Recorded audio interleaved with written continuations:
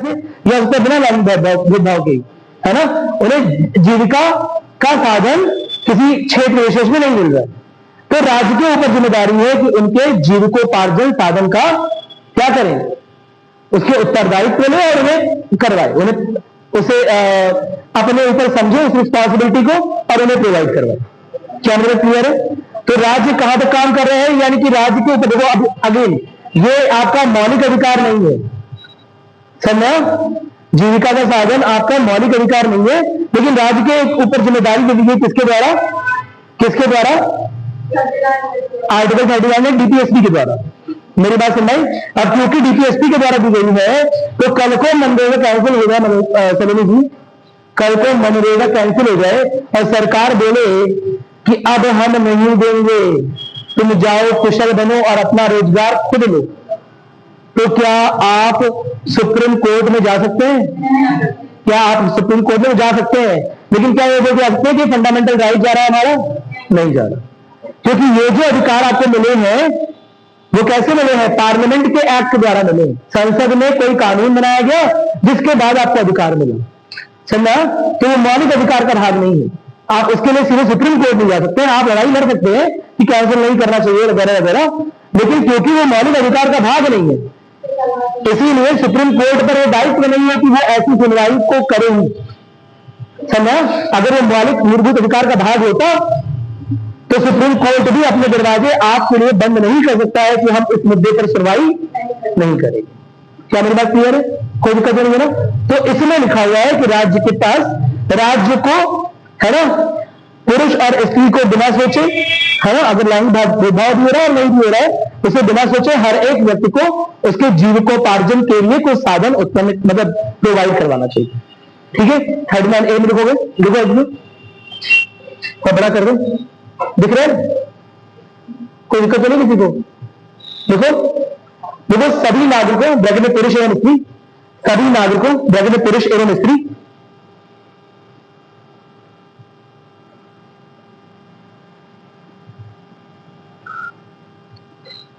को जीविका के पर्याप्त साधन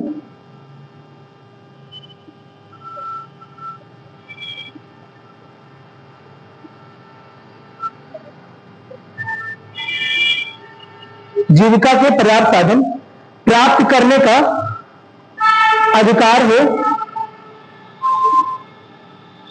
कॉमा, राज्य ऐसा सुनिश्चित करे।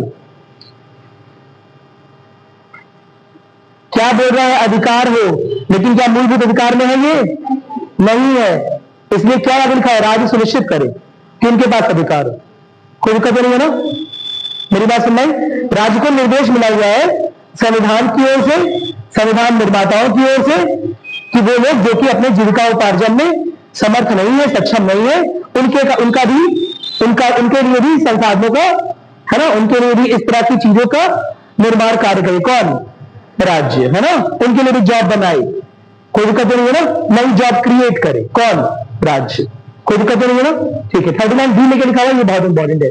क्या लिखा हुआ है कि अब देखो, केवल राज्य के जॉब की बात, ठीक है, लेकिन ऑफकोर्स इसी दुनिया में, इसी जगह पर बहुत सारे लोग बिजनेस काम करते हैं, बहुत सारे लोग, है ना, खेती काम कर रहे होते हैं, है ना, जिसके लिए कुछ रॉ मटेरियल चाहिए, यानी कि कुछ भूमि चाहिए, कुछ चीजें चाहिए। लेकिन अगर सारे के सारा रॉ मटेरियल, सारी की सारी जमीन, सारी की सारी भूमि या सारा का सारा मिनरल, सारे के सारे खनिज किसी एक हाथ में पहुंच गए, है ना, तो क्या सबका डेवलपमेंट होता होगा, सबका विकास होता होगा? नहीं। यानी कि जो भी संसाधन किसी देश के पास है, जो भी संसाधन किसी भी देश के पास है, किसी भी समुदाय के पास है, उन भौतिक संसाधनों का स्वामित्व और उनका वितरण, उनका नियंत्रण सामूहिक के लिए।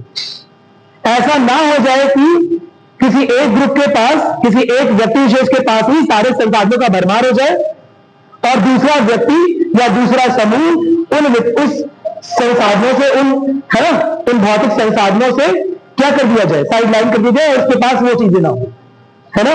फॉर एग्जाम्पल, बहुत सिंपल एग्जाम्पल है, अंबानी जी के पास कम पैसा है, बहुत पैसा है, बहुत लोग बता दिए को, बहुत पैसा है। अंबानी जी चाहे तो कंपनी बात से कहां तक वो जो एक बड़ी लाइन जा रही है, और रोडवेज तक, वहां सबकी सारी दुकान 1-1 करोड़ रुपए 2-2 करोड़ रुपए लेके ले लें, जिस दिन चाहे उस दिन ले लें, समझा। और इन्हें उनके इतने बड़े से एम्पायर में इतना भी लॉस ना हो, चाहे पूरा पक्के 1 दिन में खरीद ले। समझ में आ रहा है? कई लोग बहुत शक्ति होकर देख रहे हैं, सही में बहुत पैसा है, ठीक है, अंबानी जी के पास, चाहे पूरा पक्के, और ये सब मंगल बाजार से लेकर पांडे बाजार, पानी टंकी, समझ, सब एक ही दिन में बिना ऐसे किए खरीद ले। 10,000 करोड़ रुपए निकालेंगे, एक बार में दे देंगे, जो उनकी 1-2 महीने की कमाई है, और एक बार में सारी से चली जाएंगी, और सारी दुकानों पर ताले लगा दें। अगर अंबानी सारी दुकानों पर ताले लगा देंगे सब खरीद कर, तो इन जो व्यापारी हैं इनके अधिकार कहां जाएंगे?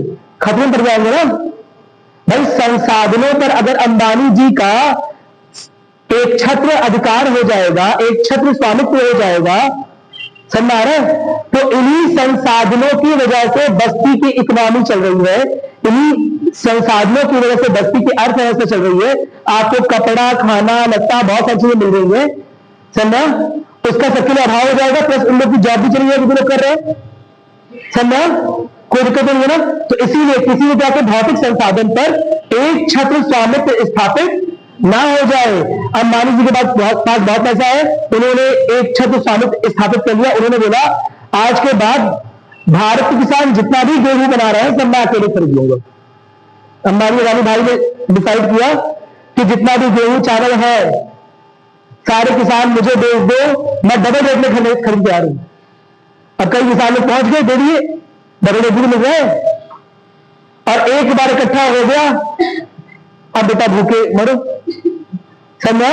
अब तो जिस रेट में तुम्हें देंगे उसी रेट में तुम्हें लेना पड़ेगा। जिनके पास अपनी जमीन नहीं है, अपने खाद्यान्न नहीं, क्या मेरी बात समझ आ रही है? क्या मेरी बात समझ? तो भौतिक संसाधनों पर अगर एक छत्र स्वामित्व हो जाएगा तो लोगों के अधिकार खतरे में पड़ जाएंगे। इसीलिए क्या लिखा हुआ है लास्ट पॉइंट महत्व में, क्या लिखा हुआ है कि मूलभूत अधिकारों को संरक्षित भी करते हैं किसी रूप से। कैसे संरक्षित कर रहे हैं? इस तरह से, है ना। अगर किसी एक आदमी का वर्चस्व, अगर किसी एक आदमी का प्रभुत्व, अगर किसी एक आदमी का स्वामित्व, समझ रहे ना, भौतिक संसाधनों पर आ जाएगा तो बाकी लोग तो भूखे मरने लगेंगे। क्या मेरी बात क्लियर है? बाकी लोग के अधिकारों का हानि नहीं लगेगा। और अंबानी जी ने जाकर डॉक्यूमेंट दिखाई कि देखो हमने खरीदा है, ऐसे नहीं बोल रहे कि पक्के बन रहेगा, हमने खरीद लिया पूरा पक्के, अब हम कोई किताब बस्ती के बच्चों को नहीं देंगे, समझा। जो चाय और क्या खा रहे हो, कौन सही है, बड़ा पाव, समोसा, समझ आ रहे, सब बंद आज से। मेरी बात सुन नहीं? क्या मेरी बात क्लियर है? जो गेहूं खा रहे हो, चाय खा रहे हो, सब बंद आज से। जाओ कुछ और खाओ, कंदमूल जाओ खाओ, उखाड़ उखाड़ के, है ना, उखाड़ो, और वो जो है ना रूट्स होते हैं, जड़ होती है, उन्हें धो और उसे खाओ। मेरी बात सुन नहीं?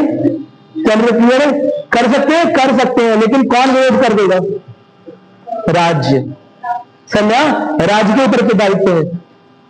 मेरी बात सुन नहीं? कि ऐसे 10 बिजनेसमैन मिलकर अपना एक छत्र प्रभुत्व कायम ना कर सकते। क्या मेरी बात क्लियर है? तो एक बात लिखो फर्डिनांड डी ने, ठीक है।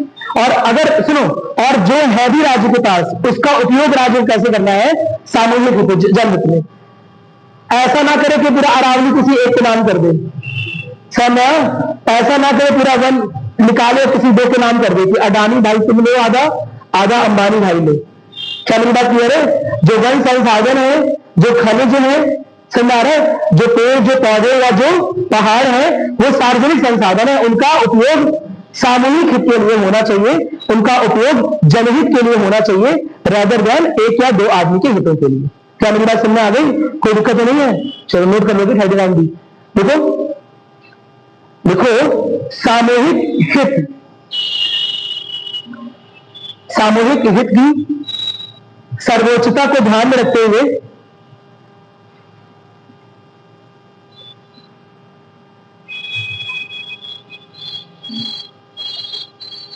सामूहिक हित की सर्वोच्चता को ध्यान में रखते हुए राज्य सुनिश्चित करे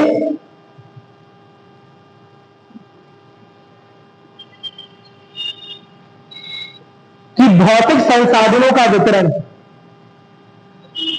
भौतिक संसाधनों का वितरण एवं उनका स्वामित्व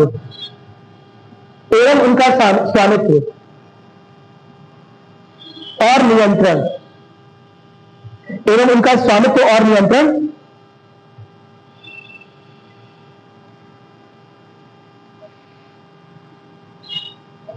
समानता को लाने के उद्देश्य से समझा। इसका मतलब यह नहीं कि अंबानी की हर चीज है ना छीनकर बांट देंगे, लेकिन इसका बस इतना सा मतलब है कि सामूहिक हितों का ध्यान रखेंगे। मेरी बात समझ, राज्य के ऊपर जिम्मेदारी है कि वो सामूहिक हितों का ध्यान रखे, है ना। अच्छा, एक और बात बताओ, अगर लेट सपोज किसी एक के पास, जैसे मैं बहुत सिंपल से एग्जाम्पल दे रहा हूं, एक बार की बात है, समय की बात है कि एक समय पर भारत में प्राइवेट बैंक ज्यादा होते थे। क्या मेरी बात क्लियर है? 1964-1968 तक के समय पर भारत में प्राइवेट बैंक अधिक थे, है ना। और वो लोन भी किसे देते थे? अमीर को कि गरीब को? जमींदार को, बड़े बड़े इंडस्ट्रीज को, खेतान को, बाटा को, टाटा को। और हमें क्या मिल रहा? चाटा। समझा? हमें कुछ नहीं मिल रहा है। बहुत सिंपल सी बात है। अब जब बाटा पाएगा पैसा तो बाटा लगाएगी दुकान, जूते की दुकान। मेरी बात समझ। और जब हमें कुछ नहीं मिलेगा या जब हमें मिलेगा चाटा, तो हम बस गुस्से में बैठे रहेंगे। क्या मेरी बात क्लियर है? अरे बोलो। तो ये चीज देखते हुए कि बैंक जो है वो कृषकों को, मजदूरों को, किसानों को, आम आदमी को, समझ रहे हो, गरीबी रेखा के आसपास या उसके नीचे वाले वर्ग को किसी भी तरह का लोन, किसी भी तरह का लाभ नहीं देते हैं, उसे दूरी बनाकर रखते हैं। मेरी बात समझ। प्राइवेट बैंक, क्योंकि उन्हें लगता है कि हम 1 करोड़ रुपया 100 किसानों में बांटे, उससे अच्छा है कि 1 करोड़ रुपए बाटा को दे दें। उससे अच्छा लगता है कि 1 करोड़ रुपए रिलायंस को दे दें, एयरटेल को दे दें, कंपनीज को दे दें। उनसे हमें वापस लेना आसान है, एक ही जगह जाना पड़ेगा, और इन 100 किसानों के घर जाना पड़ेगा, उनसे लेना कठिन है। प्लस हो सकता है 100 किसान आर्थिक रूप से सक्षम नहीं है तो पैसा डूब जाए। मेरी बात समझ। और हो सकता है ये आर्थिक रूप से सक्षम है तो पैसा वापस कर दे। अब बिकॉज ऑफ दिस, इसकी वजह से क्या हो रहा था कि जो पहले से ही आर्थिक असमानता है देश में, वो और बढ़ रही होगी, घट रही होगी? बढ़ रही होगी, क्योंकि कैपिटल यानी कि पूंजी उन्हीं को मिल रही है जिनके पास पहले से ही पूंजी है। समझ आ रहा है? और जो अपना व्यापार, अपनी दुकान, अपना छोटा मोटा स्टार्ट करना चाहते हैं, समझ, उन्हें नहीं मिल रहा था, जिसकी वजह से इंदिरा गांधी ने एक स्टेप लिया। क्या स्टेप लिया? 1969 में बैंकों का राष्ट्रीयकरण कर दिया। 14 बैंकों का राष्ट्रीयकरण सन 1969 में कर दिया, 1969 में कर दिया। और करने के पीछे उद्देश्य क्या था?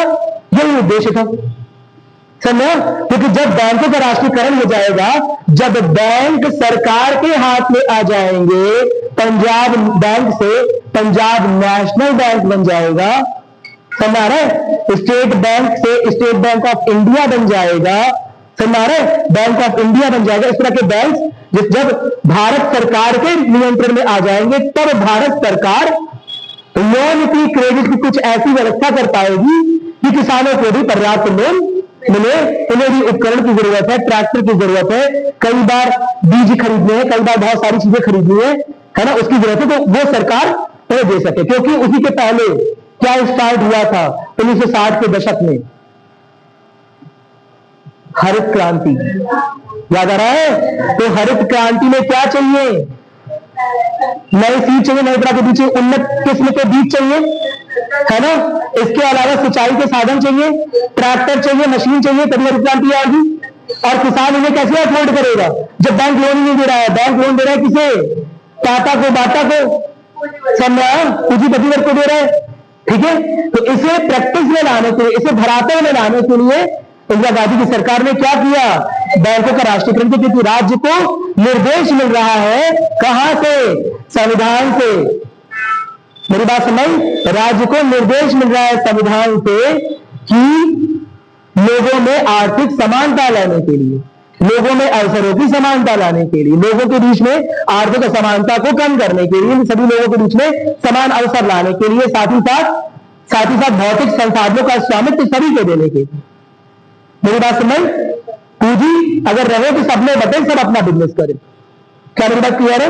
एक ने बिजनेस लगाया, आप उसी फैक्ट्री में जा रहे हो, आपको कोई और काम नहीं है, कल को फैक्ट्री से निकाल देगा, समझे? आपको उसके अनुसार काम करना पड़ेगा, आप अपना काम स्टार्ट नहीं कर पा रहे हो।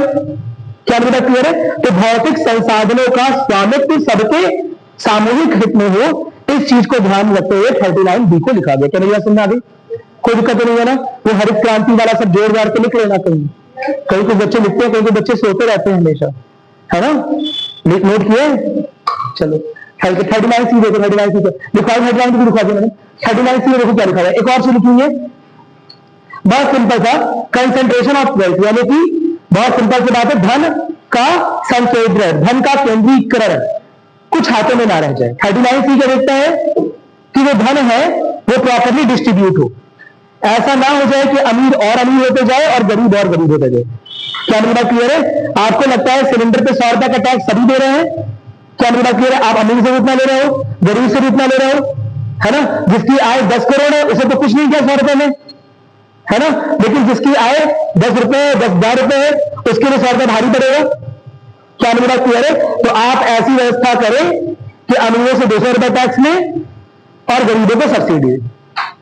क्या मेरी बात क्लियर है? तभी व्यवस्था, उनसे छीन नहीं रहे हैं, उनसे छीन रहे हैं, उनसे इस सुविधा का शुल्क ले रहे हैं, क्योंकि राज्य ले सकता है और वो दे सकते हैं।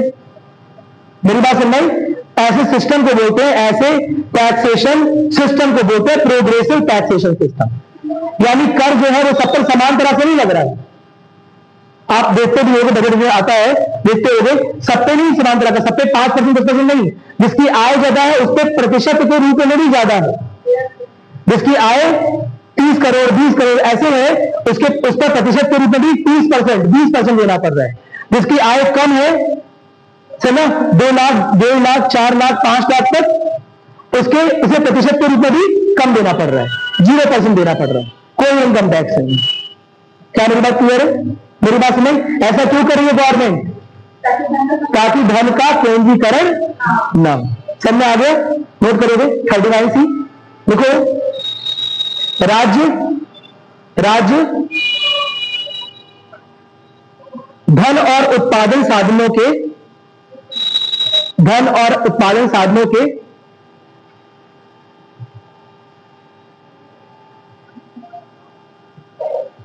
संकेंद्रण से व्यक्तियों को बचाए, साधनों से, अब तो जा चुका है बेटा, है ना? ये संकेंद्रण से व्यक्तियों को बचाए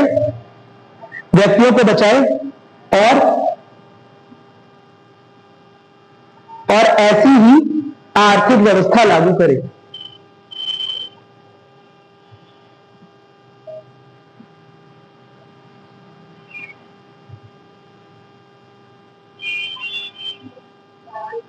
आर्थिक व्यवस्था लागू करें, ये बहुत इंपॉर्टेंट है। अभी आगे चलकर हम इसे एक जगह और पढ़ेंगे, ठीक है? अभी जब हम देखेंगे फंडामेंटल राइट्स वर्सेस डीपीएसपी, मौलिक अधिकार और राजकीय नीति निदेशक तत्वों के बीच में किसकी इंपॉर्टेंस, किसका महत्व कब ज्यादा है कब कम है, तब हम इसके बारे में बात करेंगे। क्या मेरी बात क्लियर है? क्योंकि इसमें ऐसे लिखा हुआ है कि अनुच्छेद 31C, अच्छा 31 अनुच्छेद 31 में आ रहा है, भाग 3 में भाग 4 में, भाग 3 31C 31C 31 भाग 3 में आ रहा मूलभूत अधिकार में। तो उसमें भूमि को लेकर कुछ सुधारों के लिए, है ना, इसके अलावा भूमि पर किसका नियंत्रण कैसे रहेगा, एक मूलभूत अधिकार रहेगा भूमि पर, जिसकी भूमि है वो उसका मूलभूत अधिकार। क्या मेरी बात क्लियर है? कोई दिक्कत नहीं है। लेकिन इस वजह से जब भी राज्य कोई भी कल्याणकारी योजना बनाएगा, कभी भी भूमि अधिग्रहण करने की कोशिश करेगा कि तुम्हारे पास 500 एकड़ है नीतू जी, है ना, इनके पास 5 एकड़ है शुभम जी के पास, इनका 250 एकड़ छीन लो, इन्हें दे दो। जब भी राज्य ऐसी कोई योजना बनाएगा, समझ आ रहा है, जहां पर कुछ लोगों के पास बहुत ज्यादा जमीन है और कुछ लोगों के पास कुछ भूमिहीन किसान है हमारे लिए, समझे, हमारे यहां पर, तो जब भी राज्य ऐसी व्यवस्था बनाएगा तो फिर लोग क्या करेंगे, फंडामेंटल राइट्स वाली बात लेकर न्यायालय का दरवाजा खटखटाएंगे, समझा? और ऐसी सारी योजनाएं मौलिक मूलभूत अधिकारों की वजह से स्थगित कर दी जाएंगी। राज्य कोई भी कल्याणकारी इस तरह की योजना नहीं ला पाएगा, भूमि सुधार नहीं ला पाएगा। भाई भूमि सुधार लाना है, समझ आ रहा है, तो राज्य को कुछ ना कुछ योजना बनानी पड़ेगी। अब राज्य भूमि कहां से लाएगा? पाकिस्तान से ले लेगा कि चीन से ले लेगा? कहां पर आक्रमण कर दे? ये अपने इतनी भूमि है, इतने में काम चलाना है। उसी में किसी के पास 500 एकड़ है, किसी के पास 400 गांव की जमींदारी है, किसी के पास 200 गांव की। पहले ऐसे ही बताओ, ठीक है, 200 गांव की, 300 गांव की, 700 गांव की जमींदारी होगी एक आदमी के पास। तो मैं पूरा बंगाल जो है 1700-1800 के बीच में पूरा बंगाल, बिहार, उड़ीसा मिलाकर केवल 17 परिवारों के पास जिम्मेदारी थी। अब सोचो 17 परिवारों के पास कितनी कितनी जमींदारी होगी? एक एक गांव के पास 800 गांव, 900 गांव, समझा? इतना 800 का समझते हो? आज के गांव काट काट के छोटे हो गए, उस समय के गांव मेरे खड़े करते थे, समझ? शहरों के बराबर के गांव होते थे, समझ आ रहा है? 800 गांव की जिम्मेदारी है। तो आप समझो ना, आप किस परिस्थिति में आजाद हुए। तो उस परिस्थितियों में आजाद हुए जहां एक एक आदमी के पास है ना 1000 एकड़, 2000 एकड़, 10,000 एकड़ तक की जमीन है, और उसी जगह पर उसी गांव के 3000, 2000, 5000 लोगों के पास कोई जमीन नहीं है, भूमि नहीं है। मेरी बात समझ? खेती लायक जमीन नहीं है। तो भाई राज्य को अगर आर्थिक समानता लानी है, अगर आर्थिक समता लानी है, तो इन्हें भी तो अवसर देना पड़ेगा, इन्हें भी तो जमीन उपलब्ध करानी पड़ेगी, इन्हें भी तो भूमि देनी पड़ेगी। क्या मेरा क्लियर है? और ऐसे में राज्य को कुछ ऐसे लोगों से जमीनें छीननी पड़ेगी जिनके पास अधिक है, समझा? जो खेती भी नहीं कर रहे, बस छोड़ रखा है, जंगल है, सब कुछ, समझ आ रहा है, लेकिन खेती नहीं कर रहे, उसमें राज्य को उनकी भूमि का अधिग्रहण करना पड़ेगा। तो वैसा ही योजना राज्य ने बनाने की कोशिश की इंदिरा गांधी के टाइम पर, लेकिन लोग क्या करेंगे? बोलेंगे क्या कि हमारे मौलिक अधिकारों का हनन हो रहा है, हमारे मौलिक अधिकारों का उल्लंघन हो रहा है। और 1960, 1970 तक के दशक में, इस बात समझ, बहुत इंपॉर्टेंट है, अभी से एक्सप्लेन एक और बार करूंगा, लेकिन समझ लो 1960, 1970 के दशक तक हमारे संविधान को लेकर हमारी जो समझ विकसित हुई थी वो इतनी ही हुई थी कि मौलिक अधिकार सर्वश्रेष्ठ है, उनकी वरीयता सर्वोत्तम, उनकी वरीयता सर्वोच्च है, उससे ऊपर संविधान में कुछ नहीं। समझा? एक बार पूरे संविधान में कोई बदलाव कर सकते हैं, लेकिन मौलिक अधिकारों में कोई बदलाव नहीं कर सकते। समझा? इसे लेकर हमारी यही समझ डेवलप है। क्या मेरी बात क्लियर है? तो जब भी राज्य कोई भी कल्याणकारी योजना लाने के लिए भूमि अधिग्रहण या भूमि सुधार कार्यक्रम करेगा, चकबंदी जैसी योजनाएं या लैंड सीलिंग, जहां पर एक आदमी के पास 7, 8, 10 एकड़ ही होना चाहिए, ऐसी योजनाएं लाएगा, हर बार क्या होगा? लोग उसका, जिनके पास अधिक है, उसका विरोध करेंगे और बोलेंगे हमारी जमीन को लेना हमारे मौलिक अधिकारों का हनन है। तो राज्य आर्थिक समानता लाएगा कैसे? क्या सबको आईएएस बना दिए? कैसे बना पाएगा? समय सब आईएएस बन जाओगे तो एक दूसरे को राज कौन करेगा? समय मेरी बात समझ? तो सबको तो नहीं कर सकता ना, मेरी बात समझ? तो राज्य क्या करेगा? भूमि अधिग्रहण कानून बनाएगा। लोग बार बार किसके पास जाएंगे? सुप्रीम कोर्ट के पास जाएंगे। कई बार सुप्रीम कोर्ट ऐसे कानूनों को कैंसिल कर देगी। अंततः राज्य परेशान हो जाएगा कि एक और तो हमें देश में है ना, ये जो दशक चल रहा है 1960 की बात कर रहा हूं, आजादी आए हुए 20 साल हो रहे हैं, देश की जनता वैसी की वैसी गरीब है, चलो कोई बड़ा चेंज आजादी के बाद नहीं दिखाई दे रहा है। लोग अब क्या हतोत्साहित हो रहे हैं, लोग परेशान हो रहे हैं कि इससे अच्छा तो अंग्रेजी दे, है ना, उम्मीद तो होगी, इसमें तो हमारी सरकार है, वोट भी देने जा रहे हैं, उम्मीद भी जग रही है, और वो कुछ नहीं रहा है। समझ?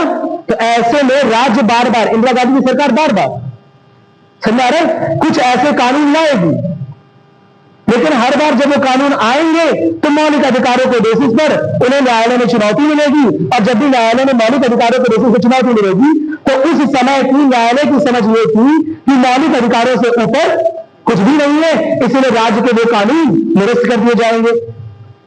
तो आर्थिक समानता आएगी कैसे? राज्य क्या करे? इंदिरा गांधी क्या करे? समझ? तो ये एक परेशानी चली आ रही है, इसके बारे में हम अभी डिटेल में डिस्कस करेंगे कल की क्लास में। अभी आज हम केवल डीपीएसपी पढ़ रहे हैं, ठीक है? कोई दिक्कत नहीं है ना? अभी बस इतना नोट कर लो,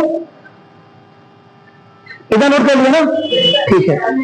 हाँ, ये चीज हम बात करेंगे अभी कि जो 39B और 39C है, कई बार हम कभी बात करेंगे ना, कि फंडामेंटल राइट्स, मूलभूत अधिकार और राज्य के नीति निर्देश सिद्धांत लगभग बराबर है। जब भी ऐसा होता है, शुरुआत में न्यायालय की समझ होती कि जब भी फंडामेंटल राइट्स और डीपीएसपी का टकराव होगा तो फंडामेंटल राइट्स को वरीयता दी जाएगी, समझा।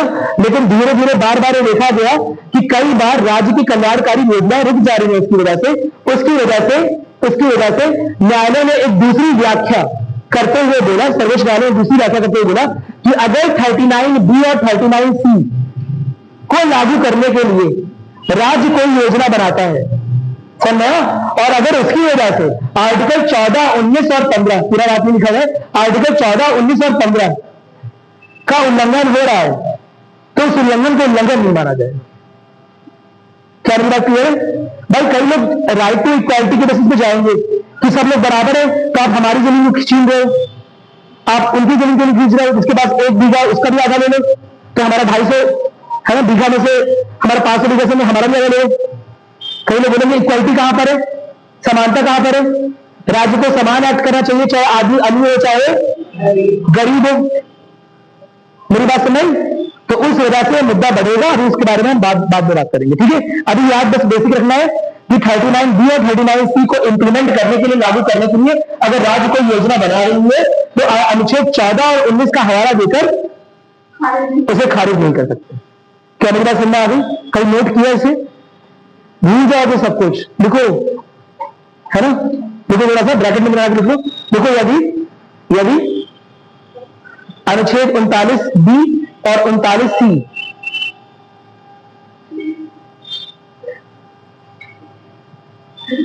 यदि अनुच्छेद 39B और 39C की अवधारणा को लागू करने हेतु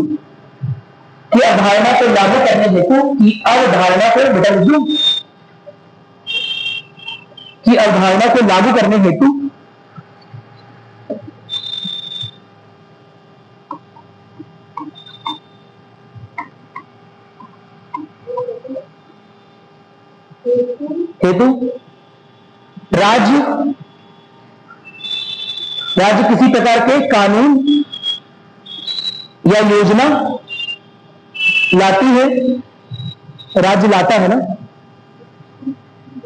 राज्य किसी प्रकार के कानून या योजना लाता है तो अनुच्छेद 14 और 19 के उल्लंघन के आधार पर, अनुच्छेद 14 और 19 के उल्लंघन के आधार पर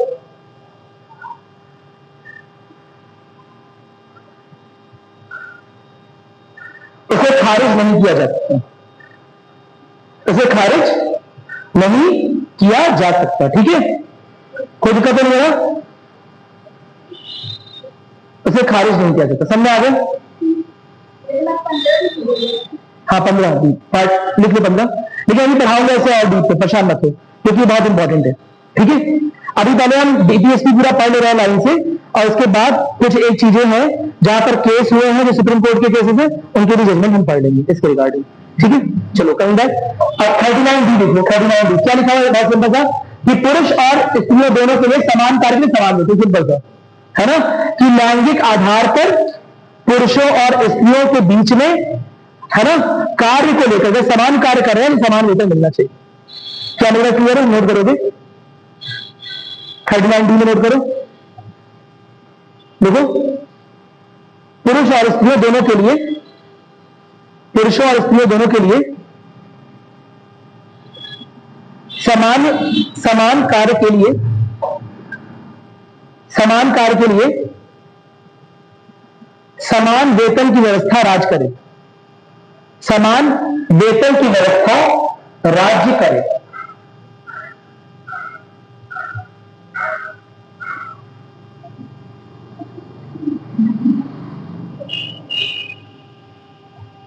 कोई दिक्कत नहीं है ना। ऐसा ना हो जाए कि वही काम फीमेल कर रही है और वही काम मेल कर रहा है, मेल को मिल रहा 50,000, फीमेल को मिल रहा 25,000, ऐसा ना हो, समझा? कोई दिक्कत नहीं है ना। क्या मेरी बात समझ आ गई? ठीक है, चलो फिर 31E में क्या लिखा हुआ है? बहुत सिंपल सा कि पुरुष और स्त्री जो भी कारीगर है, जो भी कर्मकार है, जो भी किसी फैक्ट्री में या कहीं पर भी काम कर रहे हैं, उनके स्वास्थ्य और शक्ति का ध्यान रखा जाए। ऐसा ना हो जाए कि काम को निकालने के चक्कर में उनकी आवाज उनकी आवाज फट जाए, समझ खत्म हो जाए, समझ आ रहे हैं? हाँ, गला बैठ जाए, मजाक कर रहा हूं, ठीक है। तो पुरुष और स्त्रियों के स्वास्थ्य और शक्ति का ध्यान रखा जाए। ऐसा ना हो जाए कि कोई कार्य करने दो, कोई खतरनाक कार्य करने दो, समय कि हाथ से जाओ बम बनाओ, बम की सिलाई करो या कुछ ऐसा कर रहे हो, भाई हमारे बम फट जा रहा है, मेरी बात सुन रही। तो पुरुष और स्त्री दोनों तरह के कर्मकारों को, दोनों तरह के कर्मचारियों को स्वास्थ्य और शक्ति का क्या मिले, उनकी शक्ति का, उनके स्वास्थ्य का ध्यान रखे। कौन रखे? राज्य रखे। राज्य ऐसी व्यवस्था करे कि चाहे प्राइवेट फैक्ट्री हो, चाहे प्राइवेट ऑर्गेनाइजेशन हो, चाहे कैसा भी हो, है ना, लोगों के स्वास्थ्य से, लोगों की शक्ति से कोई समझाता ना हो। एक और बात देखी हुई है, बालकों की सुकुमार अवस्था में दुरुपयोग ना हो, बालकों का दुरुपयोग ना हो। जो छोटे हैं, है ना, जिनकी आयु कम है, ऐसा ना हो जाए कि उन्हें किसी ऐसे काम में धकेला जाए जो उनके स्वास्थ्य पर विपरीत प्रभाव डाले। क्या मेरी बात क्लियर है? कोई दिक्कत नहीं है ना? अरे बोलो, ठीक है। अभी बहुत सारे काम के लिए बच्चे योग्य नहीं होते। आपने तंबाकू फैक्ट्री देख दे रहे, समझा, बीड़ी फैक्ट्री देख रहे, बीड़ी, उसमें वो बचपन से ही 6 साल के, 8 साल के, 10 साल के हैं और बीड़ी पी रहे हैं, समझा, नशा करने लग रहे हैं।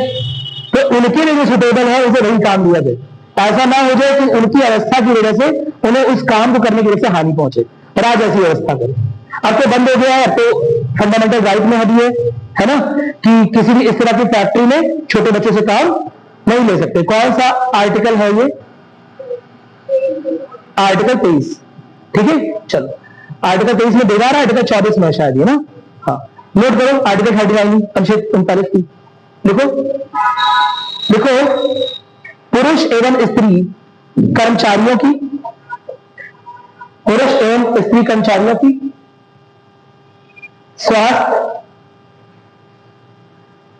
स्वास्थ्य और शक्ति, स्वास्थ्य और शक्ति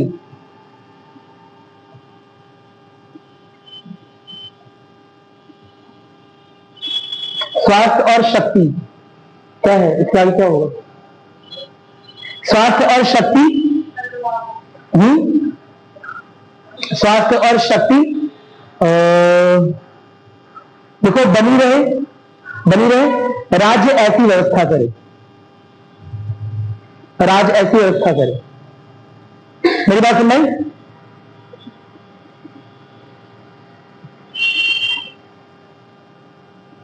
आगे लिखोगे जो दूसरा पॉइंट इसमें,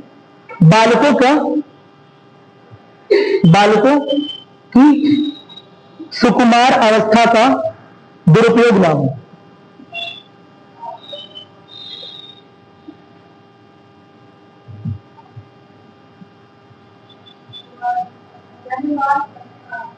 बाल अवस्था, छोटे बच्चे है ना, उनका दुरुपयोग ना हो। इसी बात को और आगे बढ़ाते हुए 39S को 42वें संशोधन में जोड़ा गया। उसमें क्या बोला गया कि जो छोटे बालक है उनके स्वतंत्र और गरिमामय वातावरण, है ना, और उन्हें भी, उनका भी स्वास्थ्य है उसके विकास के लिए, है ना, अवसर और सुविधाएं राज्य सुनिश्चित करे। कोई दिक्कत नहीं है ना।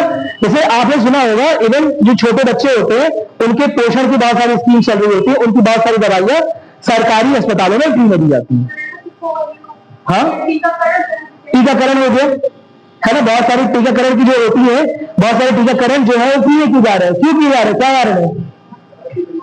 राज्य के ऊपर कोई जिम्मेदारी तो है नहीं ऐसी, केवल नैतिक दायित्व दे दिया गया है, फिर भी क्यों करवा रहे हैं? ये क्यों जरूरी है? राज्य का पैसा नहीं जा रहा है। कोविड-19 की वैक्सीन, पोलियो की वैक्सीन, सबकी वैक्सीन सस्ती आती है, महंगी आती होगी, लेकिन राज्य पीने लगवा रहा है ना। घर घर अमिताभ बच्चन जी जाकर वो पल्स पोलियो वाला टीकाकरण और सब कुछ चलवा रहे थे, सब में आ रहा है। तरह तरह की हीरोइन और तरह तरह के हीरो लोग को वो कर रखा है, एम्बेसडर बना रखा है ताकि लोग अट्रैक्ट होकर आए। राज्य की जिम्मेदारी थोड़ी ना ये कि है, राज्य की जिम्मेदारी है। क्यों? क्योंकि एक कल्याणकारी राज्य की संकल्प है। मेरी बात सुन भाई, कोई दिक्कत नहीं है ना, नैतिक जिम्मेदारी है। तो इसी वजह से क्या लिखा हुआ है? बच्चों का गरिमा में जीवन बीते, है ना, उनकी गरिमा के साथ छेड़छाड़ ना हो, साथ ही साथ स्वस्थ विकास। आपने देखा होगा कई सारे बच्चे फिल्मों में एक्ट कर रहे होते, कई सारे बच्चे, छोटे छोटे बच्चे जो है गाना गा रहे होते, तो कई बार बहुत सारे एनजीओ जो है उन्हें लेकर कोर्ट में केस करते हैं कि इस बच्चे से ज्यादा कराया जा रहा है ना। आप बच्चे का डांस देखने के चक्कर में उसका बॉडी पूरा वो कर दिए। मेरी बात में डेली डांस ही देख रहे हैं, है डांस में डांस भी आ रहा है, परफॉर्म कर रहे हैं, बहुत छोटे बच्चे करते हैं ना, गाना और डांस वाला करते हैं। अब घर वालों को पैसा कमाना है, पहले बच्चों को 100 रुपये दिए आपने, और जितना डांस हो रहा है उतना पैसा आ रहा है। मेरी बात सुनी, खुद कभी नहीं है। तो बच्चों के गरिमा में जीवन को लेकर, बच्चों के स्वास्थ्य को लेकर राज्य कुछ इस तरह के प्रावधान बनाए कि उनके साथ खिलवाड़ ना हो। तो मेरा सम्मान खुद कभी नहीं है, साथ ही साथ बालकों और अल्पवय व्यक्तियों की सोशल तथा नैतिक और आर्थिक परित्याग से रक्षा की जाए। क्या बात क्लियर है? जिनके पास पैसे नहीं है ना, और जो अपनी सुरक्षा खुद नहीं कर सकते हैं, उनकी सुरक्षा राज्य करे। एकदम सिंपल भाषा में लिखोगे, लिखो इसे, लिखो 39F। 39F देखो, बालकों को स्वतंत्र और गरिमामय वातावरण में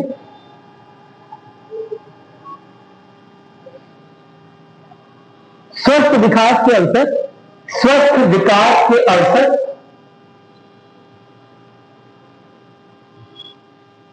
और सुविधाएं दी जाए,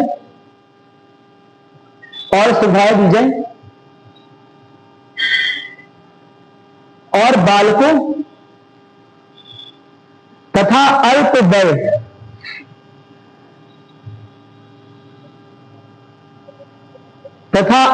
व्यक्तियों की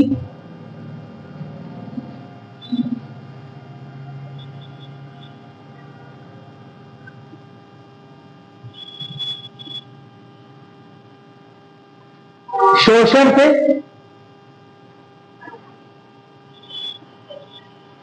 तथा नैतिक और आर्थिक परित्याग से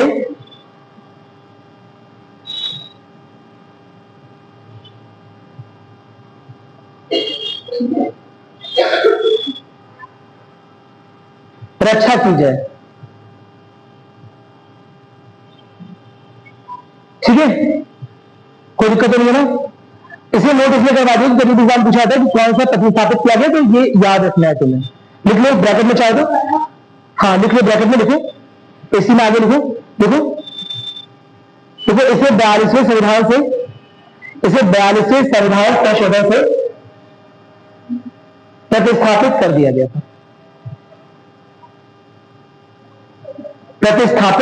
गया था।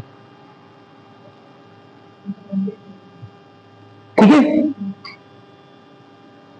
लिखिए। ठीक है, जल्दी बढ़ रहे हैं, काफी चलेंगे। देखो आर्टिकल 39A में क्या लिखा है, इसके बारे में हमने बात कर ली अभी कई बार, है ना। क्या बोल रहा है? समान न्याय और निःशुल्क विधिक सहायता, यानी कि राज्य सुनिश्चित करेगा कि हमारा विधिक तंत्र, हमारा कोर्ट सिस्टम, हमारा जुडिशियल सिस्टम, हमारा न्यायिक तंत्र इस तरह से काम करे कि न्याय सबको सुलभ हो, न्याय किसी को महंगा ना हो जाए। अगर कोई आर्थिक रूप से पिछड़ा हो तो ऐसा ना हो जाए कि हर एक कागजी कार्रवाई और हर एक चीज उसे बहुत महंगी साबित होने लगे, और वो खुद की रक्षा करने के बजाय गिरफ्त कर दे कि इससे अच्छा तो हमारा अरेस्ट हो जाए। मेरी बात सुनाई? तो न्याय सबको सुलभ हो, और ये करेगा कौन? राज्य करेगा। कैसे करेगा? सुनिश्चित करेगा कि आर्थिक या अन्य किसी रूप से असमर्थ व्यक्ति को, है ना, कि व्यक्ति को भी न्याय सुलभ किया जाए और कोई वंचित ना रह जाए उपयुक्त विधान और स्कीमों द्वारा, है ना, या किसी अन्य रीति या कोई अन्य विधिक रीति है, कहीं एफिडेविट बनना है, कहीं पर कोई प्रेजेंटेशन लगना है, कुछ लगना है, तो उसका शुल्क उससे ना लिया। क्या मेरी बात क्लियर है? मेरी बात सुनाई? जो आर्थिक रूप से पिछड़े लोग हैं, जो अपनी खुद की सुरक्षा नहीं कर सकते हैं, जो बहुत सारे भुगतान नहीं कर सकते हैं, समझा, राज्य की कोशिश रहनी चाहिए कि उन्हें फ्री लीगल एड, फ्री विधिक सहायता, निःशुल्क विधिक सहायता दी जाए। समझ आ गया? कोई दिक्कत नहीं है ना। इसे कुछ हद तक लागू भी कर दिया गया। समझा? अब आप ये देखो, ये लिखा है राज्य के ऊपर, लेकिन इसे पार्लियामेंट ने लॉ बनाकर लागू कर दिया है। पार्लियामेंट ने एक लॉ बनाया, इसका नाम है नालसा है। क्लास में बताया गया है? अच्छा ठीक है। हाँ, तो इसे पार्लियामेंट ने 42वें संविधान संशोधन से नालसा एक्ट लगाकर, है ना, पारित कर दिया। कोई दिक्कत नहीं है ना, जिसमें जो आर्थिक रूप से सक्षम लोग हैं वो भी फ्री विधिक सहायता प्राप्त कर सकते हैं। नोट करोगे इनसे, शॉर्ट में नोट करेंगे। देखो आर्टिकल 39 में देखो, राज्य सुनिश्चित करेगा, राज्य सुनिश्चित करेगा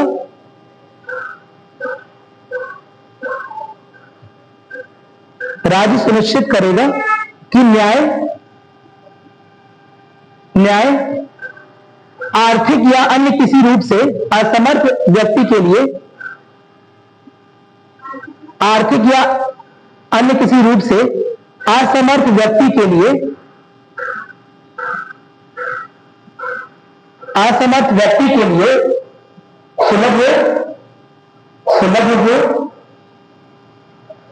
सुलभ और वह उससे वंचित ना रह जाए,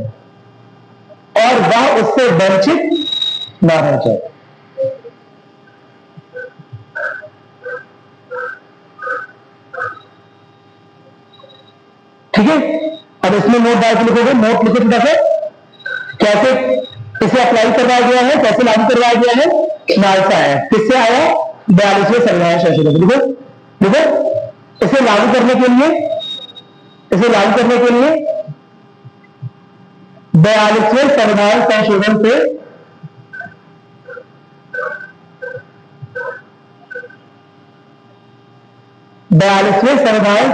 से नालसा अधिनियम लाया गया।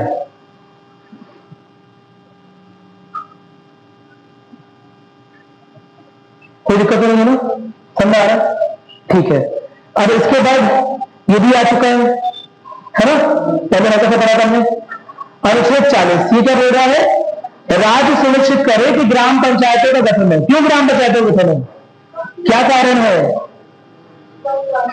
हाँ, ताकि लोकतांत्रिक विकेंद्रीकरण हो, पहली बात।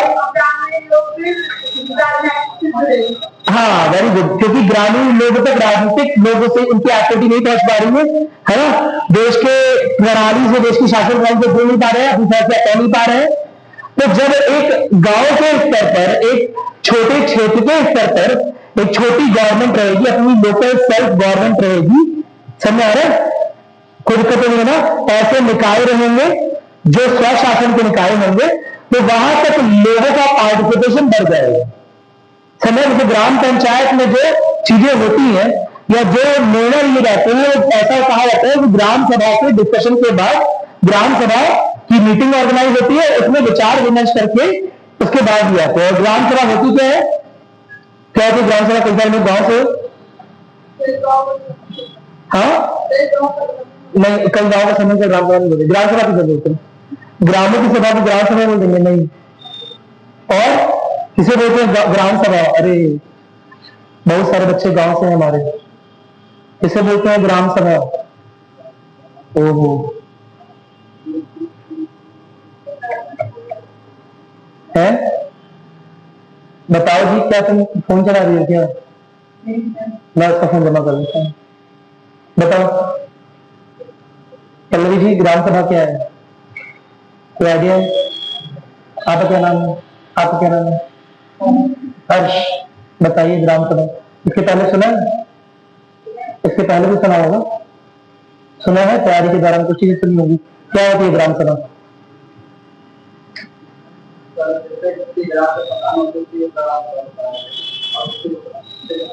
ग्राम सभा किसे बोलते हैं, ग्राम सभा यानी कि एक गांव में जितने भी एलिजिबल वोटर्स होते हैं, जितने भी वैध मतदाता होते हैं, उनके समूह को ही ग्राम सभा बोलते हैं। समझ, तो ये बोला जाता है कि ग्राम सभा की मीटिंग के बाद ही पंचायत किसी निर्णय पर पहुंचेगी। और सोच अपने गांव में क्या हो रहा है, समझ, उनकी मीटिंग होगी, उनके साइन होंगे और उसके बाद ही किसी निर्णय पर होगा। समझ, मेरी बात समझ, ग्राम सभा किसे बोल रहे हैं, सारे वैध मतदाता, सोचो कितने सारे वैध मतदाता है, घर घर में है, समझ, सारे वैध मतदाताओं का समूह जो कि एक ग्राम स्तर पे होते हैं, उनके समूह को ग्राम सभा बोलते हैं।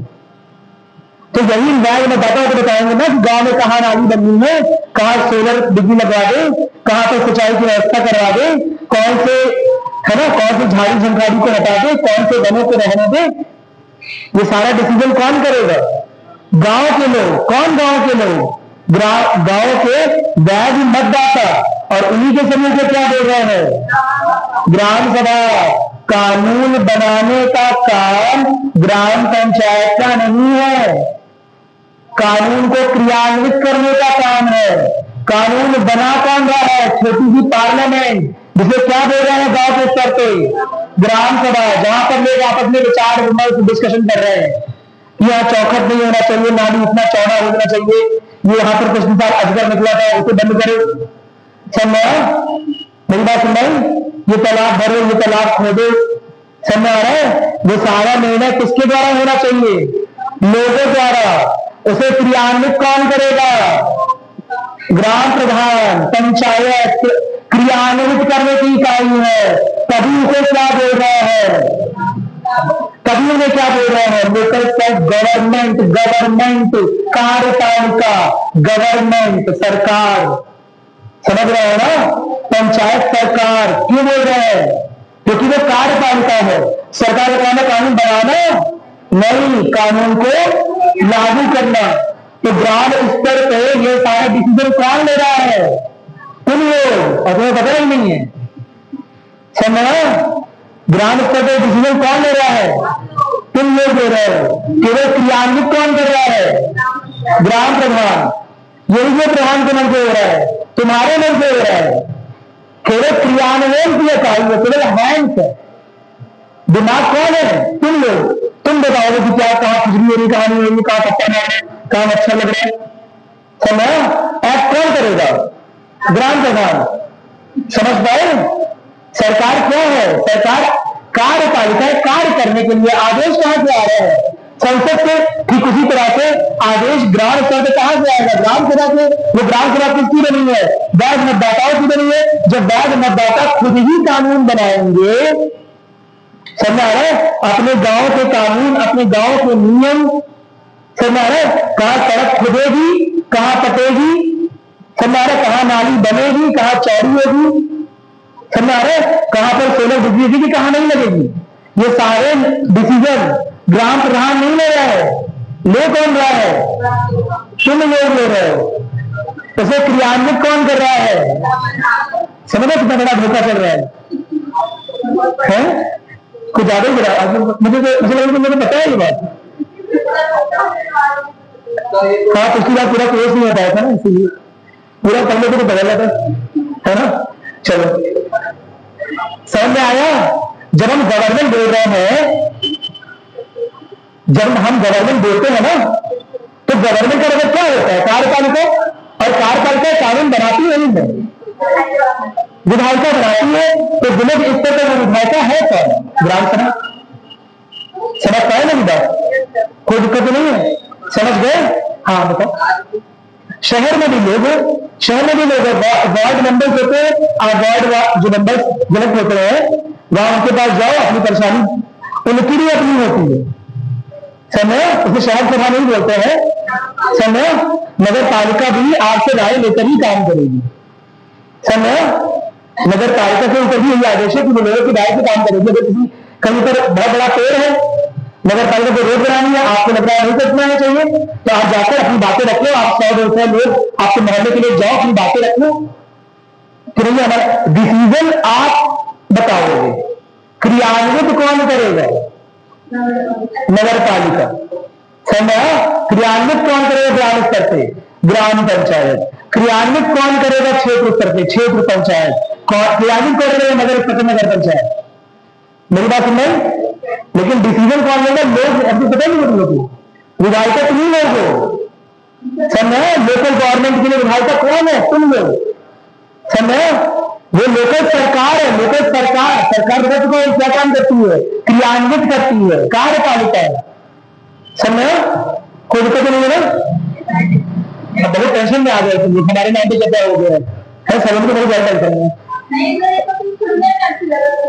हाँ बस ऐसी कोई बात नहीं। अब इसके लिए लड़े, तुम लोग को बता रहा है ना। अब मुझे तुम्हारे साथ लैंडलाइन लॉ में लगाएंगे। लिखो लिखो ये अनुच्छेद 40, ठीक है, अनुच्छेद 40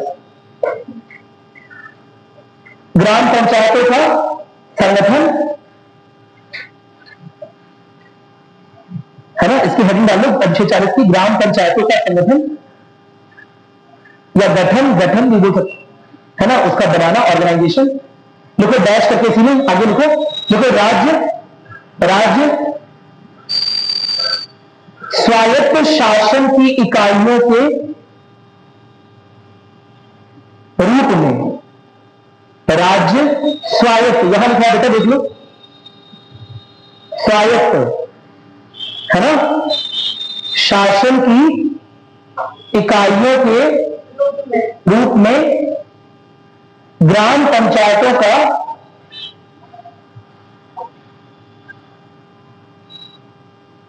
गठन करेगा एवं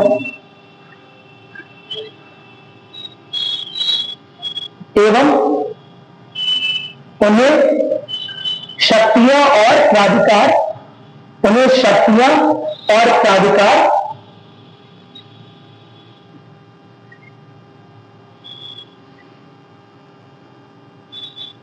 उन्हें शक्तियां और प्राधिकार देगा, ठीक है। खुद को तुम्हें राज्य के ऊपर जिम्मेदारी है क्या बनाने की, ग्राम पंचायत की। किसका सपना था ये, गांधी जी का। समझा कि बार बार गांव के लोग शहरों की ओर, न्यायपालिका की ओर, विधानसभा की विधायकों की ओर न जाए, अपने गांव के मुद्दे को अपने गांव में ही सॉल्व करे। समझा, कोई दिक्कत नहीं, इस तरह नहीं है कि कोई गांव चोरी तरह से 5 गांव के लोग मिलकर, समझ आ रहा है, कोई लड़का 20 या कोई लड़की 20 तरह से मिलाकर तो कह रहे नहीं हमारे गांव में नहीं चलेगी सब, समझ आ रहा है, ठीक है। न्यायपालिका में हरकतें नहीं करेंगे, लेकिन बाकी कुछ हद तक निर्णय लेने की स्वतंत्रता, कोई दिक्कत नहीं है ना, समझ आ गया, ठीक है। तो ये हो गया अनुच्छेद 40। इसे, इसका उपयोग करते हुए, इसे धरातल पर लाते हुए क्या किया गया, 73वां संविधान संशोधन ये बताए उनसे, और 74वां संविधान संशोधन ये बताए उनसे, ठीक है। 1992 में लिखा गया और 1993 में अप्लाई हुआ, समझा, 1993 से लागू हो गया, कोई दिक्कत नहीं है ना, नोट करो, देखो नोट बनाकर इसे लागू करने के लिए, इसे लागू करने के लिए 73वां एवं 74वां संविधान संशोधन अधिनियम 1992 में लाया गया एवं 1993 से लागू हुआ।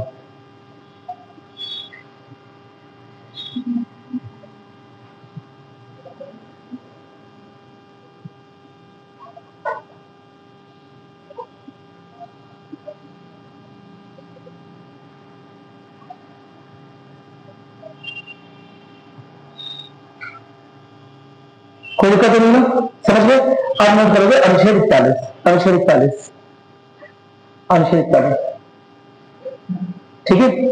जैसे राज्य में जिम्मेदारी ली थी किसकी, महिलाओं की, जैसे राज्य में जिम्मेदारी ली थी बच्चों की, ठीक उसी तरह से राज्य जिम्मेदारी ले रहा है ऐसे लोगों की जो कुशलहीन है, जिनके पास कोई कुशलता ना हो, जो कौशलहीन, ठीक है। साथ ही साथ जो वृद्ध हो गए हैं, जिन्हें किसी तरह की बीमारी है, जिन्हें किसी तरह की निःशक्तता है, जिन्हें किसी प्रकार की विकलांगता है, राज्य उनकी जिम्मेदारी कर लेगा, राज्य उनकी देखरेख करेगा।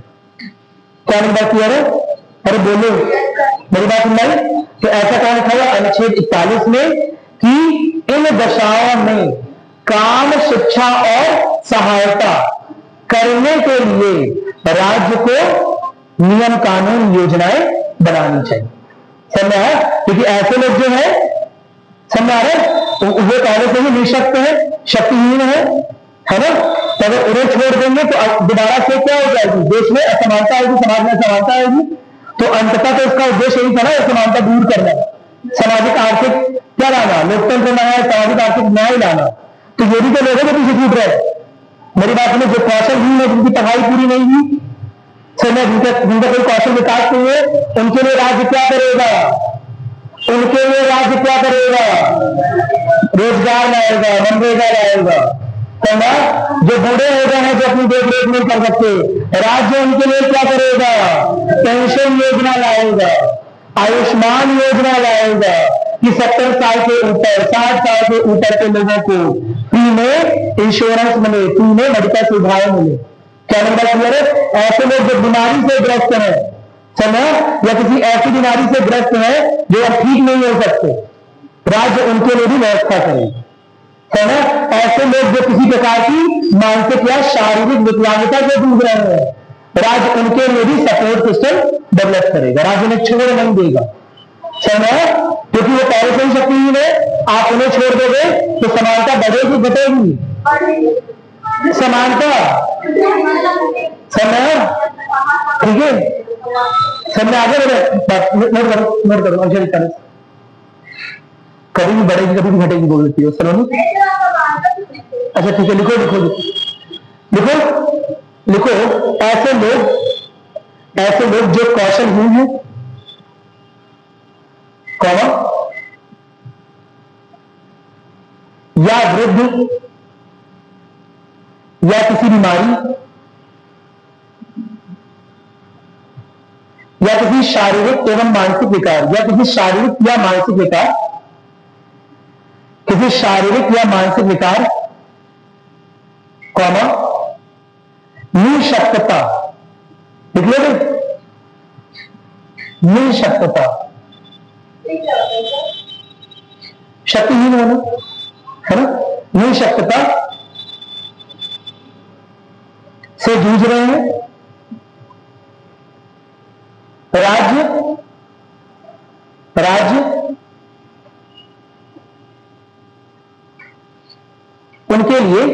उनके लिए कार्य, शिक्षा और लोक सहायता पाने का प्रबंध करेगा।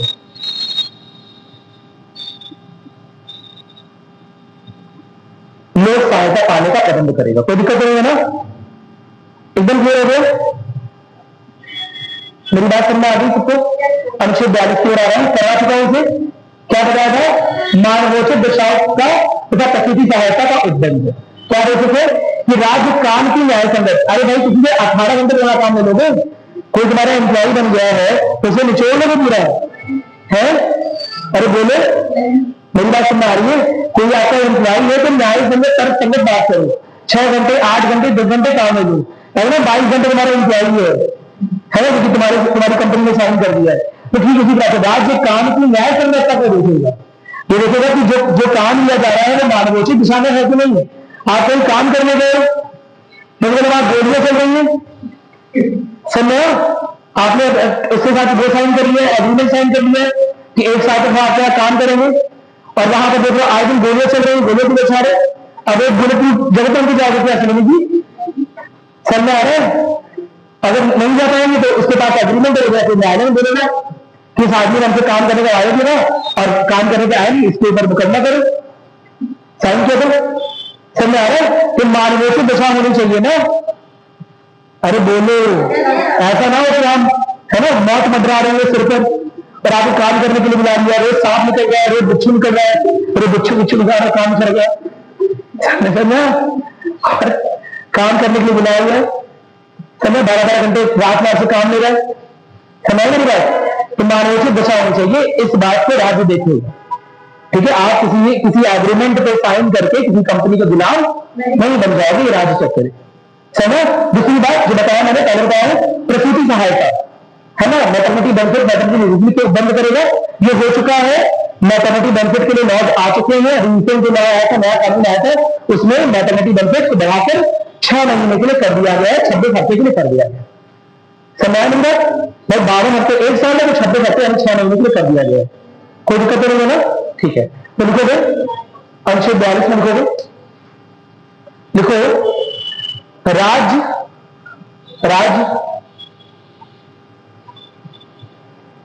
काम की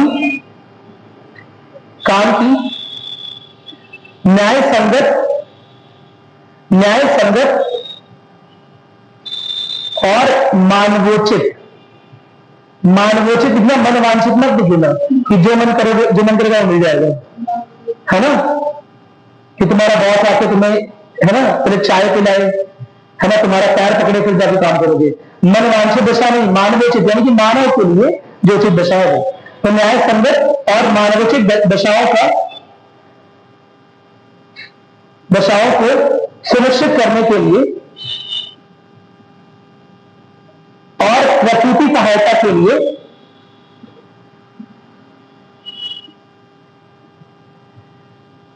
प्रावधान लाएगा।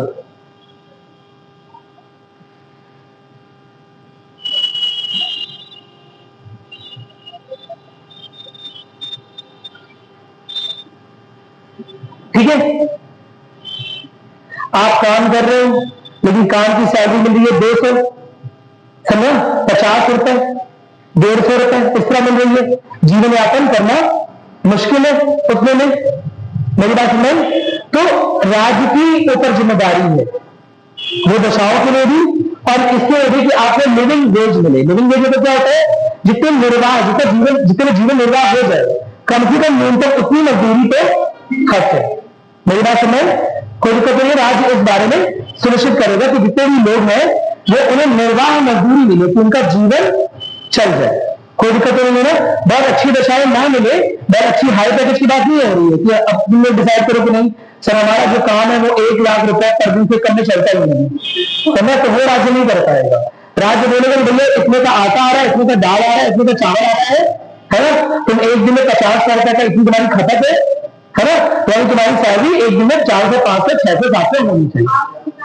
हाँ 800, 700, 800 कि अगर 100-200 बढ़ गया, मतलब क्या होता है कि राज्य देखता है कि एक दिन में तुम्हारी कितनी खपत होनी चाहिए, तुम्हारे आने जाने का, है ना, बाकी सब कपड़े लत्ते का कितना पर डे का निकल गया।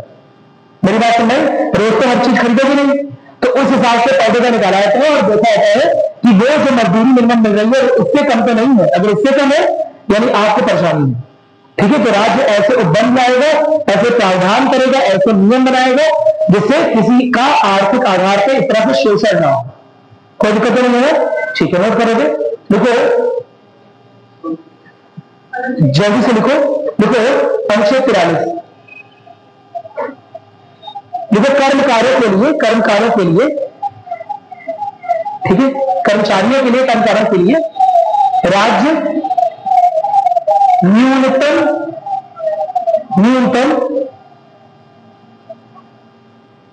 निर्वाह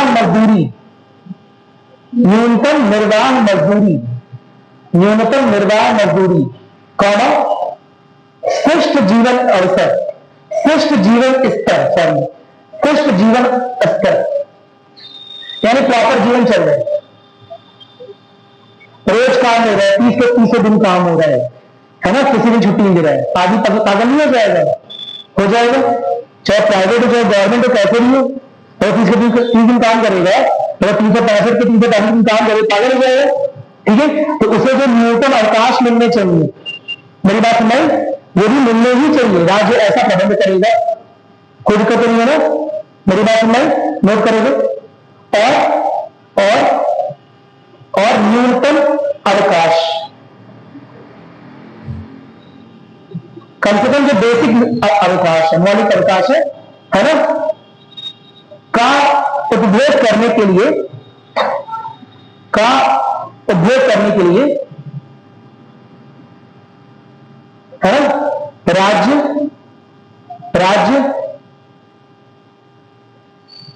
प्रावधान बनाएगा।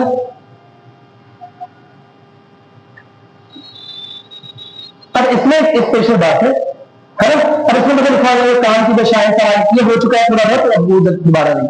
देखो एक और बात है, क्या बात ध्यान रखना, हमें ध्यान रखना है कि कौन सा आर्टिकल स्पेशली क्या बोल रहा है। कुछ आर्टिकल एक जैसे लगेंगे, मेरी बात समझ, तो कौन सा आर्टिकल स्पेशली क्या बोल रहा है। तो ये कुछ चीजें हमने देखी उनकी पावर कि काम की दशाएं ठीक होनी चाहिए, इसमें चीजें ऐसे लिखी हुई है, सामाजिक और सांस्कृतिक अवसर मिलना चाहिए, है ना। ऐसा ना हो जाए कि कोई प्राइवेट कंपनी इतना काम ले रही है कि आपसे सारे अवसर खत्म हो जा रहे हैं, ऐसा नहीं होना चाहिए। एक और बात इसमें विशेष रूप से लिखी, क्या लिखा है, ग्रामीण क्षेत्रों में कुटीर उद्योगों को व्यक्तिगत या सरकारी आधार पर बढ़ाने का प्रयास करें। राज्य कोशिश करेगा कि रूरल एरियाज में, ग्रामीण स्तर पे जो छोटे छोटे लघु उद्योग लगे हैं, जो कुटीर उद्योग लगे हैं, उन्हें बढ़ावा मिले। ऐसा ना हो जाए कि बैंक अपने लोन देना उनके लिए मुश्किल करे। मेरी बात में ऐसा ना हो जाए कि वो ऐसे उद्योगों से जो रॉ मटेरियल चाहिए, जो भी बेसिक चीज चाहिए, वो उन्हें अवेलेबल ना हो।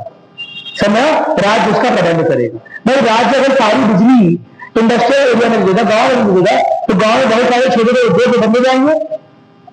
मेरी बात समझ? तो राज्य इस बात का ध्यान रखे, राज्य के ऊपर जिम्मेदारी है। नोट करोगे लास्ट में इसी में आर्टिकल में देखो साथ ही राज्य ग्रामीण क्षेत्रों में, साथ ही राज्य ग्रामीण क्षेत्रों में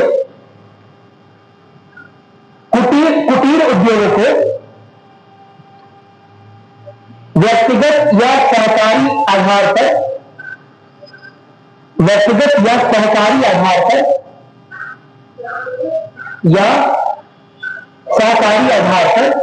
सहकारी में कितना सहकारी है ना, आधार पर बढ़ाने का प्रयास करेगा। सहकारी यानी कि कोऑपरेटिव होता है ना, सरकारी आधार पर बढ़ाने का प्रयास करेगा। सरकारी नहीं, सरकारी बेसिकली कोऑपरेटिव होता है, जहां पे कुछ लोग एक साथ मिलकर 10-15 लोग एक साथ मिलकर अपनी छोटी सी कंपनी, अपनी छोटी सी फर्म या अपनी छोटी सी है ना अदर बॉडी बना सकते हैं। मतलब क्या है कि किसी के पास भैंस है, किसी के पास गाय है, किसी के पास जमीन है, किसी के पास जनरेटर है ना, किसी के पास टेक्निकल एजुकेशन है। मेरी बात समझ? ये सारे लोग अपना ग्रुप बनाएंगे, ठीक है, और अपना एक डेयरी खोलिए, तैयार डेयरी, अमूल डेयरी, ये सारी डेयरी के बारे में सुनते हो, ये ऐसे ही खुली हुई है, कोऑपरेटिव बॉडी है, सारी सहकारी बॉडी है, सहकारी संस्था है, सरकारी नहीं सहकारी, जहां पर कुछ लोग 10, 15, 20, 25, 50 लोग मिलकर, एक गांव के लोग मिलकर, एक गांव के सारे गांव मिलकर समय अपनी एक बॉडी बना ली, ठीक है, पैसा लगाया, सबके पास किसी कुछ पैसा होगा, किसी ने 50 लगा, किसी ने 1 लाख लगा, किसी ने जमीन दी और मिलकर अपनी एक कंपनी बना ली। मेरी बात में अब जो प्रॉफिट आएगा, जो भी सामान बिकेगा, जो प्रॉफिट आएगा वो सबके जेब में जाएगा, कुछ ना कुछ जिस हिसाब से आपने इन्वेस्ट किया हो। मेरी बात में कोई दिक्कत नहीं है। आपने देखा होगा जिला सहकारी बैंक, देखा सुने, सहकारी बैंक कैसे काम कर रहे हैं, क्या कोई अमीर आदमी इसमें बैठे हुए हैं? नहीं, बेसिकली क्या है कि कुछ जगह के लोग है ना, कुछ एजेंसियां गांव से पैसा उठाकर बैंक निर्माण करेंगी। अब वो जब 10, 20, 50, 500 गांव का हो जाएगा, सबका 100, सबका 1000, सबका 1 लाख 2 लाख रुपए लग जाए, तो बड़े बैंक की स्थापना है। क्या मेरी बात क्लियर है? अब उससे जो प्रॉफिट आएगा वो भी उन लोगों ने वैसे ही जाएगा। काम कैसे हो रहा है? प्राइवेट कंपनी के तहत। लेकिन ये प्राइवेट कंपनी कहने के लिए तो है, लेकिन किसी एक आदमी या किसी एक परिवार या किसी 2-4 लोग की नहीं। समझ आ गए मेरी बात? में इसे बोलते हैं सरकारी, ठीक है, समझ आ गए? चलो आगे बढ़ रहे हैं। 43A में कर लिया, बस ओवर कर रहे हैं, 43A नोट कर ले। क्या इंपॉर्टेंट है? क्यों इंपॉर्टेंट है? क्योंकि इसे भी कहा किसी जोड़ा गया है, पहले उनका 42वें संविधान उनको छोटा जोड़ा गया है। इसमें बोला क्या गया है?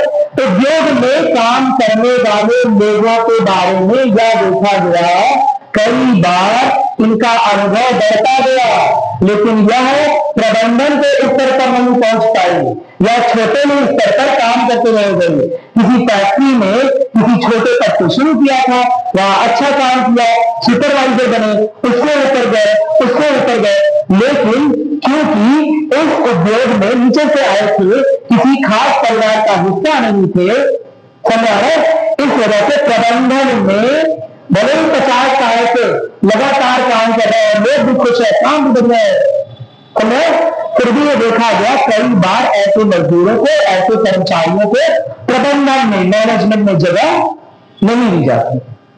मेरी बात नहीं, तो सरकार ने सुनिश्चित किया, सरकार ने बोला कि चाहे कैसी भी कंपनी हो, चाहे कैसी भी इंडस्ट्री हो, मेरी बात नहीं, वो कोशिश करेगी कि अपने प्रबंधन में कर्मकारों को भी जगह दी, अपने मैनेजमेंट में। समझ आ रहे? वो कुछ प्रबंधन कैसे काम है? एग्जीक्यूटिव लेवल का काम है, जहां आप ऑर्डर दे रहे हो। मेरी बात नहीं, तो अपने मैनेजमेंट में, अपने प्रबंधन में इन लोगों को भी जगह दे जो पहले से कार्य, जो अच्छा कार्य करे। ऐसा ना हो जाए कि प्राइवेट फैक्ट्री, प्राइवेट इंडस्ट्री है ना, जो बड़ी बड़ी फैक्ट्रियां हैं, जो बड़ी बड़ी इंडस्ट्रीज है, जो कई बार गवर्नमेंट सहायता से या बैंकों की सहायता से दिया नहीं रही है, उसके प्रबंधन में केवल एक ही आदमी या एक फैमिली के लोग मैनेज है। मेरी बात समझ? कोई दिक्कत नहीं है ना? तो आर्टिकल 42 है, नोट करोगे। राज किसी उद्योग में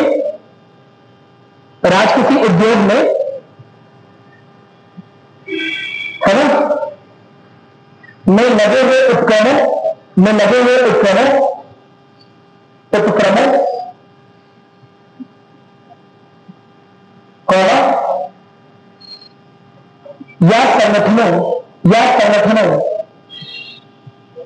या संगठनों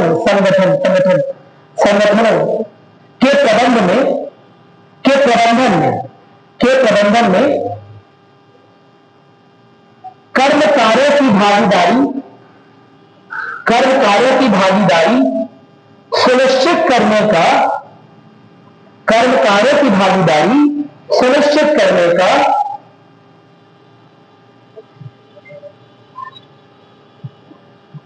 कर्मकारों की भागीदारी सुनिश्चित करने का प्रावधान करें।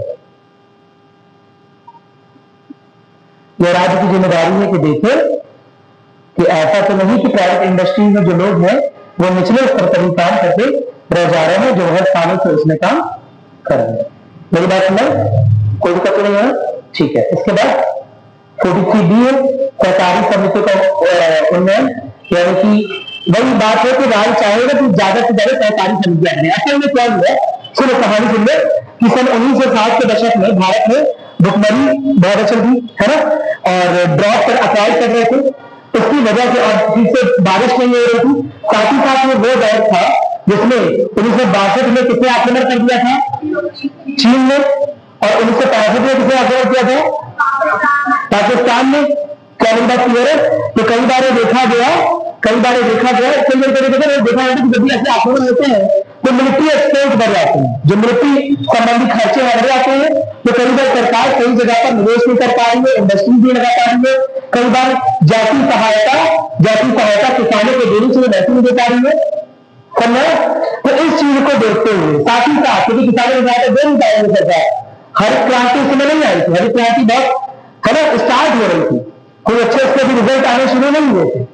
तो ऐसे में यह समझा गया कि बच्चों में पोषण की कमी है, किसानों के पास खाद्यान्नों की कमी है, लोगों के पास खाद्यान्नों की कमी है, लोगों के पास भोजन की कमी है, साथ में बच्चों में पोषण की कमी है ना। और हमारे यहाँ के लोग ज्यादातर, बहुत सारे लोग जो है वो नॉन वेज वगैरह वाला आइटम नहीं खाते हैं, मांसाहार नहीं करते बहुत सारे लोग।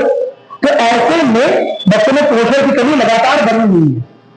मेरी बात सुने, तो इसका एक तरीका खोजा गया 1965 के टाइम पर, है ना, लाल बहादुर शास्त्री गुजरात में आनंद नाम की जगह रहते हैं, और वहां पर देखते हैं वहां के ग्रामीणों ने, वहां के लोकल्स ने अपना एक सिस्टम बना रखा है, अपनी एक सहकारी समिति बना रखी है, और वो मिलकर, कोई बड़ी कंपनी नहीं है, छोटे लोगों ने कुछ निवेश करके एक कंपनी ऐसा मॉडल बना रखा है, और उससे वहां के लोगों की पोषण बढ़ गया है, वहां के लोगों की जीवन स्तर सुधार हो गया है, वहां पर डेयरी का काम हो रहा है ना। क्योंकि ये देखो, अगर दूध बिकेगा भी कभी खराब हो जाएगा, है ना। तो पास्चराइज करके, ऐसी प्रक्रिया करके, है ना, ऐसी मशीन लगाकर, ऐसे आदमियों को रख के जो सब काम कर सके, उन्हें रखकर कुछ किसान जो है, 2-4 गांव के किसान जो है वो डेयरी चला रहे हैं। तो इस चीज को बड़े प्रभावित हुए, और इस चीज को उन्होंने व्यापक स्तर पर समझ में आया उन्हें कि इससे किसानों की समस्या सॉल्व हो जाएगी, वो खेती पर निर्भरता खत्म हो जाएगी। दूसरी बात क्या होगी कि पोषण सबको मिलेगा, समझा, क्योंकि दूध में लगभग सारे पोषण तत्व होते हैं, पता ही होगा तुम लोगों को। तो यह सोचते हुए उन्हें एक आइडिया आया कि इस तरह से सहकारी समितियां, इस तरह से सहकारी इकाइयां, है ना, जगह जगह पर अगर देश में खुल जाए तो देश में पोषण की परेशानी खत्म हो जाए, पोषण की व्यवस्था सुदृढ़ हो जाए। क्या मेरी बात सुन रहे? तो इस वजह से उन्होंने ऑपरेशन फ्लड, सुना होगा शायद, श्वेत क्रांति, है ना, इस तरह का ऑपरेशन चलाया। और उसी के बाद तुम 2-4 कंपनियों का नाम सुनते हो, फॉर एग्जाम्पल अमूल, है ना, ये वही की कंपनी है गुजरात वाली, समझ आ रहा है? कोई दिक्कत तो नहीं है ना। इसी तरह से पराग, इसी तरह से मदर डेयरी, ये सारी कंपनियां हैं, सारी कोऑपरेटिव कंपनी है, प्राइवेट कंपनियां नहीं है, जहां पर 2-4 गांव के लोग मिलकर कंपनी चला रहे हैं, समझा, मिल्क प्रोडक्शन कर रहे हैं। मेरी बात समझ, कोई दिक्कत तो नहीं है ना। तो यदि चीज देखी कि इन चीजों से सुधार आ सकता है ना, तो इसे 97 यानी कि अभी रिसेंटली, अभी जल्दी ही, अभी हाल ही में 97 संविधान संशोधन 2011 से इसे संविधान का भी भाग बना दिया गया। समझा कि देश में राज्य को कोशिश करनी चाहिए, भाई राज्य के पास इतना पैसा नहीं सबको जॉब दे पाए, समझा, और बिजनेसमैन अपने अपने अनुसार कर रहे होंगे काम, मेरी बात में सबको जॉब नहीं मिल पा रही है, तो ऐसे में देश के आम जनता भी चाहे तो इस तरह की फैक्ट्रियां, इस तरह की समितियां बनाकर, है ना, कुछ लाभ ले सकती है, जल्दी पैसा कमा सकती है, बिजनेस स्टार्ट कर सकती है ना। अगर ऐसा कुछ प्लान है उनके दिमाग में तो राज्य उस प्लान को सपोर्ट करेगा। राज्य ऐसे नियम कानून बनाए जिससे देश में सहकारी व्यवस्था बढ़े, सरकारी नहीं, सहकारी व्यवस्था बढ़े। क्या मेरी बात समझ में आ गई? कोई दिक्कत नहीं है ना, छोड़ दे, है, चलो ठीक है, जाओ जाओ। तुम लोग की अंतरात्मा तो जा ही चुकी है, पूरा शरीर यहां बैठा हुआ है ना, अब शरीर को रोक के क्या होगा, जाने वाले तो जा ही चुका है ना। हाँ बताओ क्या कह रहे हो? हाँ जी बताओ सर।